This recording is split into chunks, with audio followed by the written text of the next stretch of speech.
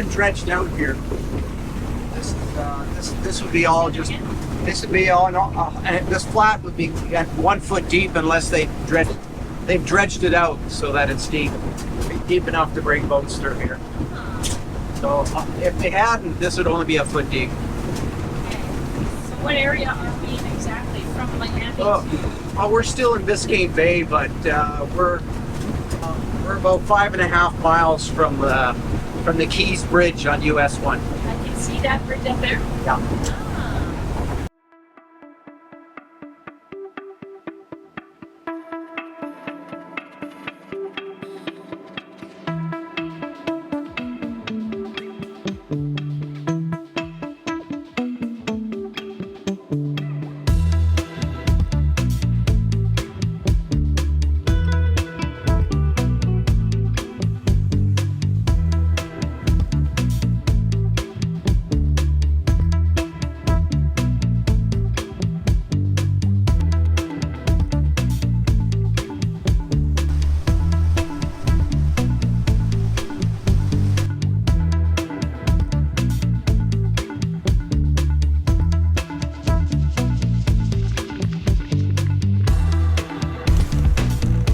So this little bridge that we're going to, this pass with this little bridge that we're coming up to, it's 14 feet high that you can clear it. And we have the dinghy on board, the dinghy up above, and the Yakima rack. And so I'm on the bow keeping an eye on things. We might have to stop and back it up. Let's hope we don't have to do that. So here we go.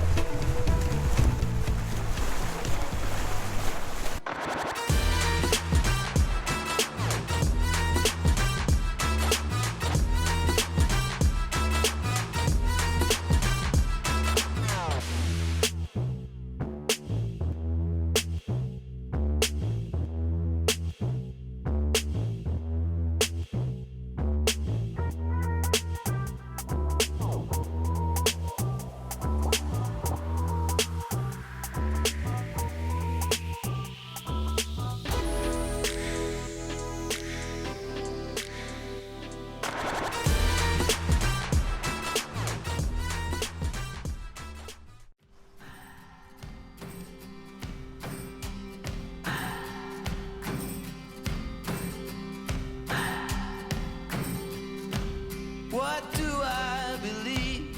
What makes me feel it to write you this song? 2 hours a day, 5 months and a year.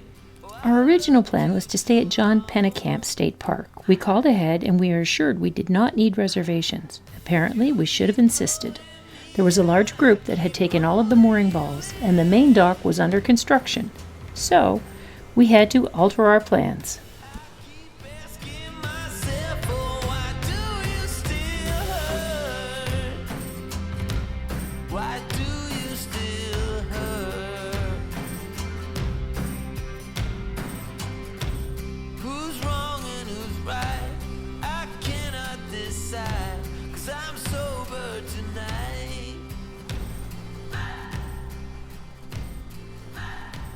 I cannot escape.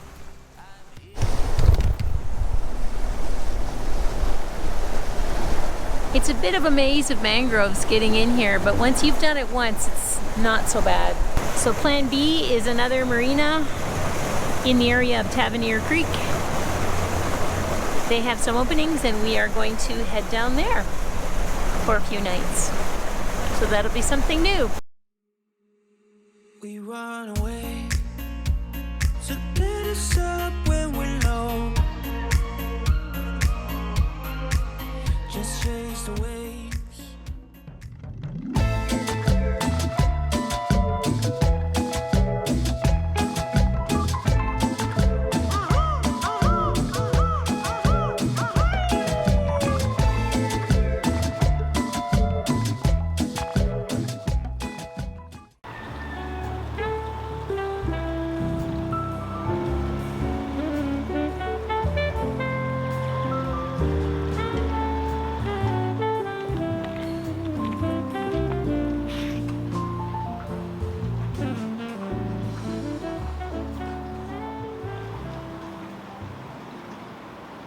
Anyone who's a boater knows that one of the downsides of being on the water is that you don't walk as much as normal. So when we are at a marina, I try to walk as much as possible. I love finding new places to eat, shop, and exploring new neighborhoods. In the Florida Keys, they have some wonderful wildlife rehabilitation centers, restaurants, key lime pie outlets. Oh my goodness, I love key lime pie. And coffee shops. So one thing I miss when I'm on board the boat is really good coffee at something like a filled almond croissant. Cafe Mocha has the best pastries. And when we were in Islamorada last year, I discovered one close to where we were staying, and that was my morning treat. And lo and behold, they opened another location right across the street from our marina. So this is my new treat to myself, almond croissant and an Americano. So kind of pricey, but what a luxury after being on the boat for 3 months to have a really good strong coffee. And here's the other interesting thing, is this little cafe is in an old church. And when we were walking last night, Michael was saying, hey, that little church looks like the church that I went to when I was a young man living in the Florida Keys with my family. We walked up to it, and sadly it's not a church anymore, it's a cafe. But so Michael almost got a haircut in the Bahamas, but there was too long a lineup. That lady only came in once a week or something like that from another island, so there was a huge lineup for guys to get in there, and she spent a long time on each haircut. Boy, I'll tell you. And they were just like, you think a Buzz, one of those electric machines will clean it up, the clipper would do a nice job and she'd be done, but no, she really put a lot of time in. But I just couldn't wait any longer. So let's see, take your sunglasses off and show us how fuzzy your hair is. You got a lot of hair, man. Yeah, I know. That's a lot of hair. Yeah. Yeah. So on my morning walk,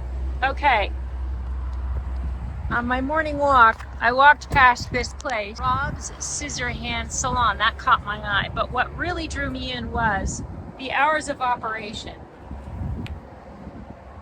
Tuesday through Saturday when we are not fishing. Scissor Hand Salon. Okay, and then I really liked this one. Not sorry we are closed, sorry we are drinking. Let's hope they do a good haircut. So I'm going to go in with Michael. He refused to let me bring the GoPro in there because he's embarrassed. So you saw the before, then we'll show you the after. And this is the after. It feels so much better. I felt like I was wearing a wool hat. It looks good. Yeah, feel good. Good. Feel good. Yeah, they did a good job. I recommend this place. Okay. Scissor Hands. Scissor Hands, men's. Tavernier. Tavernier.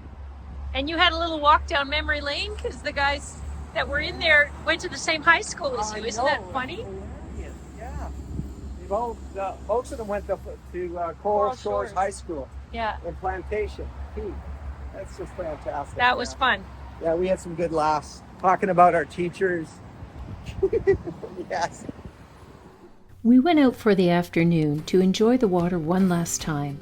Then we had to pack up and wash down before the drive home. I think we better. You're awake. Okay. What makes me feel it to write you this song? You're over there. 2 hours a day, 5 months a day. It's slightly healthy. Yeah. Yeah, that's good. And it's dry and it's dry and folded up, and you don't have to worry about that anymore. And because you need to wash the boat one more time, that would get it wet also. Yeah, So we that really was need good. to get all that corrosive salt off of everything. You don't want to let it sit on there. That's the problem with being a boat that's at anchor all the time, is you don't have access to enough water to keep this clean, to keep the salt off. And you're going to see, stainless is not stainless. It does. You will see rust come up on a lot of the stainless, especially the fasteners. And the best way to keep that down is to keep it rinsed with fresh water. If salt is left on parts, it's going to corrode. It's going to eat away at that, and you're going to see salt coming up, unfortunately.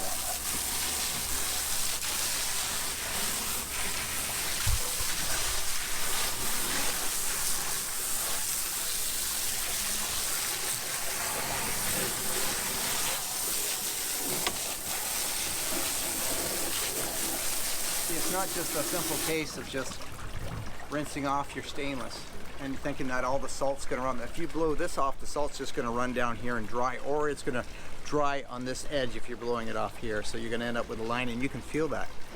So what you need, I know this because I worked on the charter boats, and the captains are so particular. So what you have to do is rub your hand on it like this, and this gets the salt off. I mean, you can use soap and water, but you don't have to. This usually does the job. And the same thing with the rub rail. See these little screws in here? They have a little bit of rust in there, and you just don't want that to get worse. So you just go along here like this. Even all the screws, all the stainless. It feels so luxurious having a hose so you can just use the water. Oh yeah, I know. You're sitting.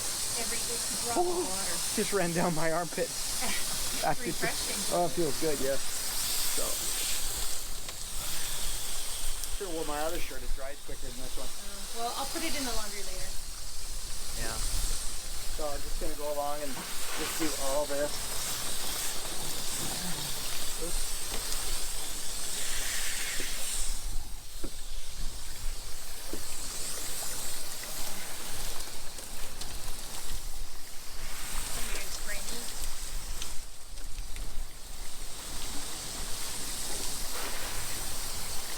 Until you actually live around salt water, you don't realize Ooh, that was refreshing. how corrosive this stuff is.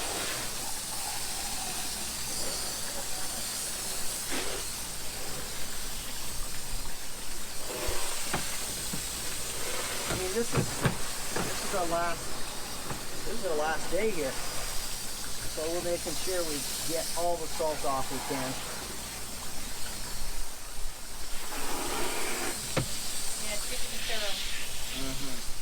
You are thorough. Well, I try to be. You're mostly thorough except for when you have to clean your dishes up in the kitchen. I find that's where you're not so thorough. Oh, I'm going to get sprayed. I better go in.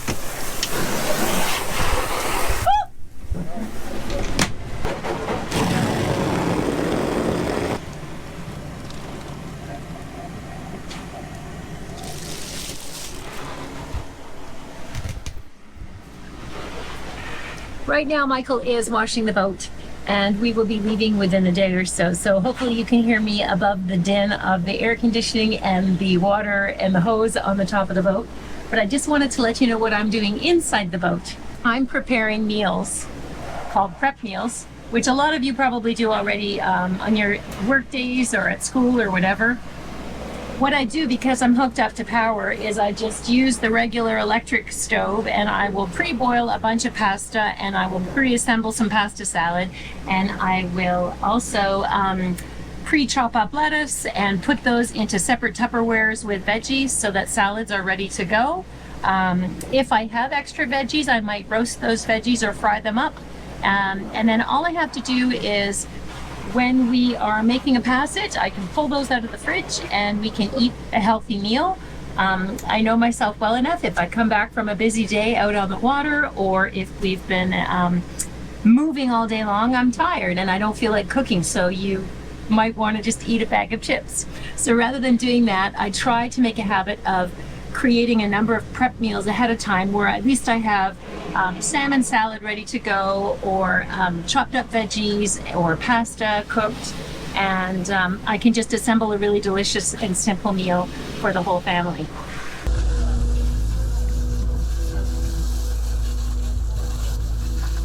Final rinse down. Motors have been rinsed in salt water, flushed out. I feel like you want to get in there, don't you? Just having a little cold shower.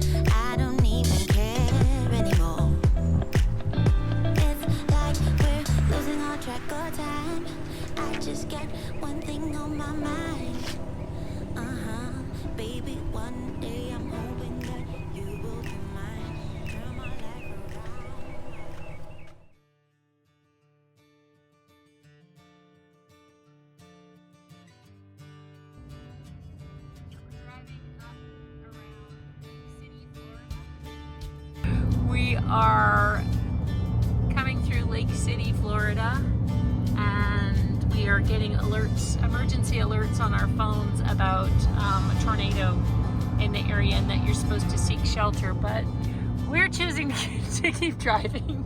Well, we're done driving for the day. We decided to stop early. Actually, I usually drive a lot and typically I would drive to about 10 p.m. tonight, and I was just tired because you get up in the morning. I had to winterize the air conditioner, and that means, first of all, I put the hose down in there. I should have filmed it, but you have to flush it out. So I flushed all the salt water out with fresh water with the hose. And then after I did that, then I poured antifreeze in there. And where we live, it's still cold. They just had minus 19 Celsius just a few days ago. So we need to winterize the boat. So we winterized the water system yesterday before we went to bed. But we wanted the air conditioning because it was really hot. It was 30 degrees Celsius. I don't know what that would be. It was hot, and it was very humid down in Tavernier Creek. Tavernier Key in the Keys. And so we kept that on, and in the morning I just winterized that, and we just hit the road at 9:30. We got on the road, which is great. We got everything taken care of, and the driving wasn't too bad, huh? No.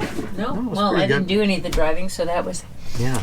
I was kind of just the passenger. Yeah, so Julia has made us... this is like a picnic. Yeah, so we never use paper plates, but for this here, we had some leftover paper plates from something, so yeah. Julia's made something, and I've got some fried chicken. I love fried chicken. Yeah, we got some coleslaw from the store, and then I made some prep meal pasta salad, and that'll be perfect for dinner. Maybe some fruit later on. And we're sitting at we're sitting just in Georgia.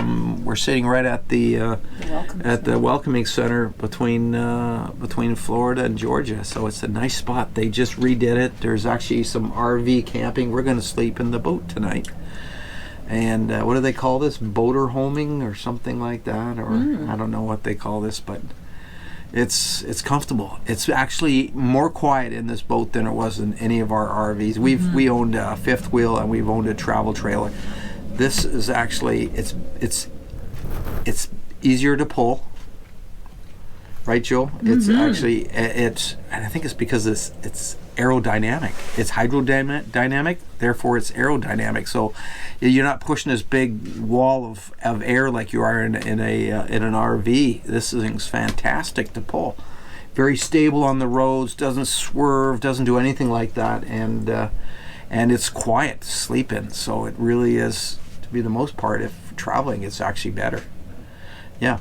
So anyways, we're going to have something to eat, and then we're going to go to bed. And then I will get up early, probably around 6 a.m. Maybe 5 a.m.